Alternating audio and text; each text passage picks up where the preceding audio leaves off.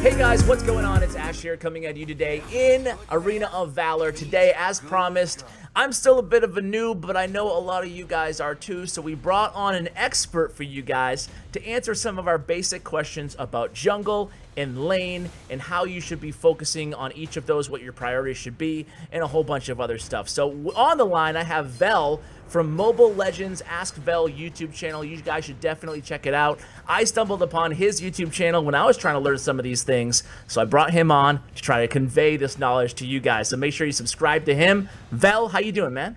I'm pretty good. How are you, man?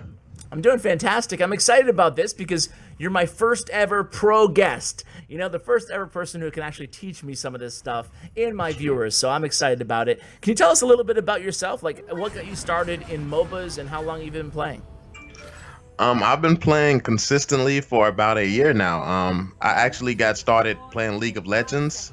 It's funny, my friend used to ask me, he was asking me for years before to try League of Legends. I never wanted to, because at first glance, coming from Call of Duty, it looked pretty weird, but then I fell in love with it, and then that's when I discovered the mobile. It was mobile versions to it, so I just downloaded all the mobile versions of the MOBAs in the App Store, and then I kind of settled on Mobile Legends, and then I found Arena of Valor. So let's get right into the tips today. Vel, I want to talk about jungle and lane and just covering the basic strategy tips for beginner players, or even to remind maybe intermediate players who have like a little bit of experience in MOBAs, what it's all about. So let's start out with just farming jungle versus minions in lane. So what are the benefits to jungle and what are the benefits to lane?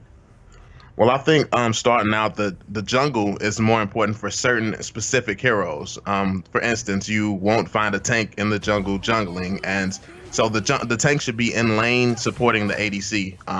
And basically, an ADC, if you don't know what that is, that's a marksman character, a long range character, and they're supposed to be in the lane, just farming from the lane. And then if you all don't have like a specific jungler, a person whose role that is to be doing that, then everyone kind of just splits the jungle. It's like a free farm, but mainly I like to go lane first because you definitely want to protect your tower, especially in a game like Arena of Valor.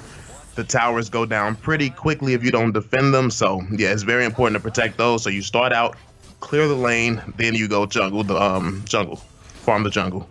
Okay, so when you kill minions, you're getting gold. When you kill the jungle creatures or whatever, you're getting benefits too, correct? Like that minions don't have? Yeah, like when you kill some of the things in the jungle, you get like health, you get mana boost and stuff like that. So yeah, it gives you a few benefits. And then some even makes your skills cool down a lot faster. Like the blue buff, it makes your skills cool down a lot faster. And then the red buff gives you damage, extra damage and stuff, so.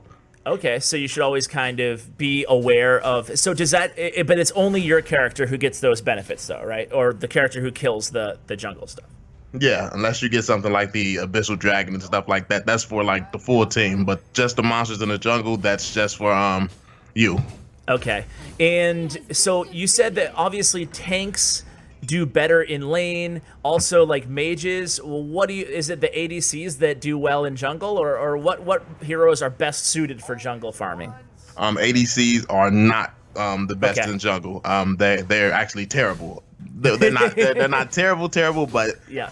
If you have a good assassin, it's an assassin's role to be there, and the way an assassin is developed, they're supposed to be sneaking around. They're supposed to be able to come burst you down quickly. So when you have a character like an ADC who has low health already, and it's not your job to build health because you're just going to basically be hiding behind a tank the entire game and kind of worrying about positioning. So in the jungle, that's a scary place to get caught out by an assassin. But yeah, an assassin character is definitely the hero that's supposed to be farming the jungle 99.9% of the time. And what are a couple examples of the best, in your opinion, the best junglers out there? Probably Zuka. Zuka is a very, very huge one right now. You have Murad. I think Murad's the #1 definitely right now. Okay, cool. And is there ever a time, I noticed this on some of these competitive matches that I watch, like a few players will all kind of farm jungle together. When is an appropriate time for that, or is it just totally circumstantial?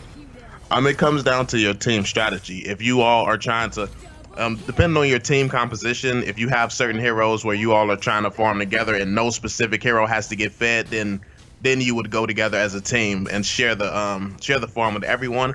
But for instance, if you have a bunch of people who can't really deal damage and you have like one damage dealer and you want to play that game through that one person, you would kind of let that person get everything and you all would just kind of do your thing in the lane. So it really comes down to your team strategy, and that changes a lot. That's what's great about MOBAs. Everything comes down to you and your team strategy and how you all want to play. I like that. I like that. So what about another really basic question, but hey, we should probably mention it, is what about like getting the last hit on either a minion or when you're jungling? How important is that, and whose role should that be? The guy that the character that you want to buff the most, or? Oh, last hits are absolutely crucial. Like they're one of the most important things in the game because and that's a little known fact actually. Last hits gives you extra gold, and the whole point in farming is to get more fed and try to outfarm your opponent. So if you get those last hits, it gives you that extra gold above in case your enemy's not getting that last hit, you're basically in the lead. You're gonna have the advantage. And the person getting the last hit is the ones you want to play your damage through. So probably the ADC character.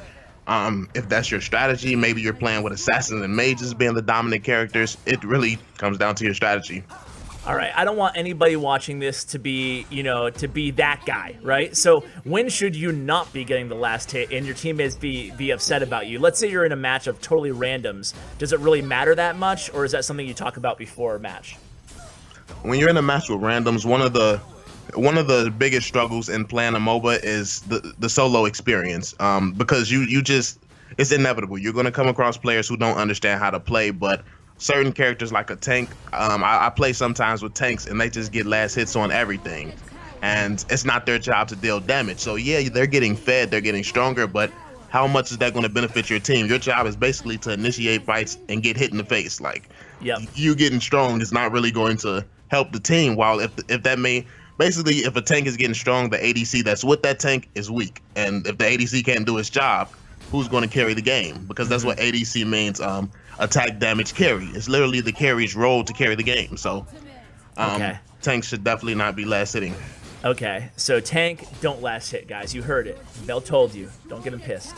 All right, so let's say that we're an assassin and we just cleared the jungle. Then what do you do? Like, do you go into a lane, help out, just keep an eye on your teammates' health, and then rotate back to the jungle again? Or, like, what's a good rotation, so to speak? See, an assassin is a very interesting role. That's the one role that's not required to basically work as a team at all times. Assassins kind of go off and do their own thing. So when I'm jungling, the next thing I'd say is pay attention to the minimap. You have to have awareness and definitely watch the minimap at all times. If one of your teammates need help in lane, that comes first. No matter what you're doing, no matter how close you are to farming something, if you're trying to get an item or whatever. If one of your teammates are in need, you have to get there quick, because you're jungling, it's your job to roam around and help them. And if your teammate dies, that's basically boosting the other team. So yeah, if someone's in need, you go and help them. But there are like pro strategies and stuff like that where if you see an opening, you go and take the other team's farm and take their jungle from them as well. Okay. Because if they're not able to jungle, obviously your team is going to have the advantage. Okay. We'll save those advanced strategies for another video. So let's shift a little bit to lane now. So we talked about who should be handling jungling. Now let's talk about laning. So just give us the very basics for lanes. Should they all be covered? If so, where do you put two heroes? Where do you put one? And where do you kind of all group together?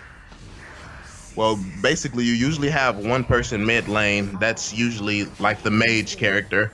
Then you have a tank, and an ADC is usually bottom. And then top lane, you have the other characters you chose. Or if you have a jungler, the jungler just roams around between lanes. So definitely all lanes should be covered.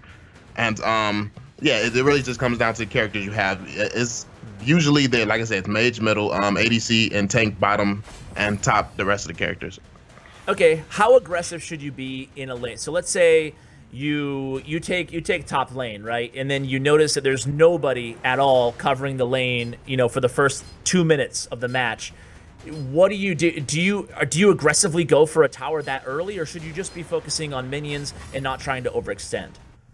Definitely don't focus a tower that early. The thing about towers is that later on in the game, they're very quick to take down. You can take them down in a matter of seconds. While early game, you'll be standing there, 20, 30 seconds trying to do that. And while you're wasting that 20 and 30 seconds, the other team is jungling, getting stronger than you. So you definitely want to, if they're not there, that's great. You kill the minions that's in that lane, and you go farming. And yeah, you just basically go farming, go make sure you're getting stronger.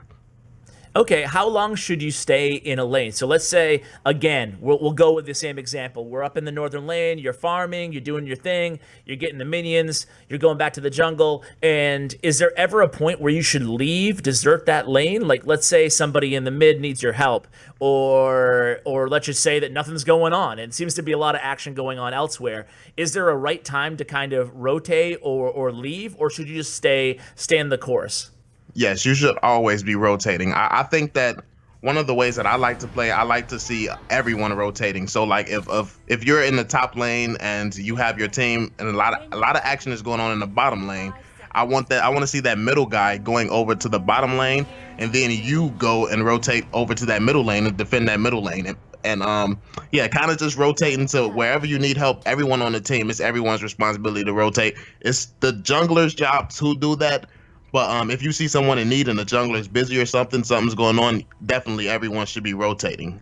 So yeah, you shouldn't stay in the lane too long. Like if you're just standing there doing nothing, it's not really productive to advancing your team. So yeah, that's a really good point. I like that. I like the fact that you bring that up as far as rotation goes and how you should be rotating.